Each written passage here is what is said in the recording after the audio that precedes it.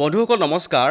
এই সময়ত প্ৰতিজন কৰ্মচাৰী আৰু পেঞ্চনাৰৰ বাবে শেহতীয়াকৈ এটা গুৰুত্বপূৰ্ণ সুখবৰ প্ৰকাশ হৈছিলে আৰু আপোনালোকৰ সন্মুখত মই মূল নটিছখন দেখুৱাবলৈ যত্ন কৰিছোঁ।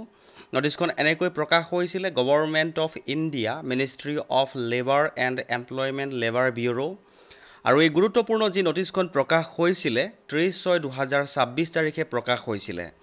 আৰু এই নটিছখনৰ দ্বাৰাই শেহতীয়াকৈ সুখবৰটো এইটোৱেই যে জুলাই 2024 পৰা যি কৰ্মচাৰীসকলৰ ডিয়াৰনেছ এলাউন্স আৰু ডিয়াৰনেছ ৰিলিফ পেঞ্চনাৰসকলৰ আছিলে সেয়া 63% বৰ্তমান সময়ত নিশ্চিত হৈছে।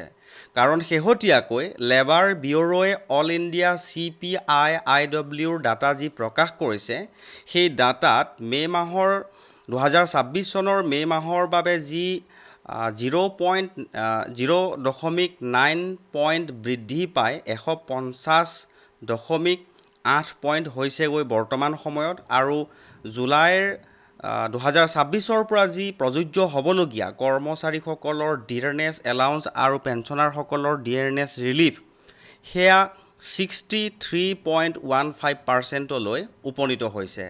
এটা গুৰুত্বপূৰ্ণ সুখবৰ বুলি ক'ব পাৰি। নেক্সট যেতিয়া চৰকাৰে দিয়ে ঘোষণা কৰিব তেতিয়া 3% দিয়েটো আজিৰ এই যি প্ৰেছ ৰিলিজখন প্ৰকাশ হৈছিলে এই প্ৰেছ ৰিলিজখনৰ পাছৰ পৰাই প্ৰায় নিশ্চিত হৈ পৰিলে বুলি ক'ব পাৰি। বন্ধুসকল এটা গুৰুত্বপূৰ্ণ ইনফৰমেশ্যন পালোঁ আৰু লগে লগে আপোনালোকৰ সৈতে শ্বেয়াৰ কৰিলোঁ। ইনফৰমেশ্যনটো আপুনিও এবাৰ শ্বেয়াৰ কৰি দিব বুলি আশা ৰাখিলোঁ।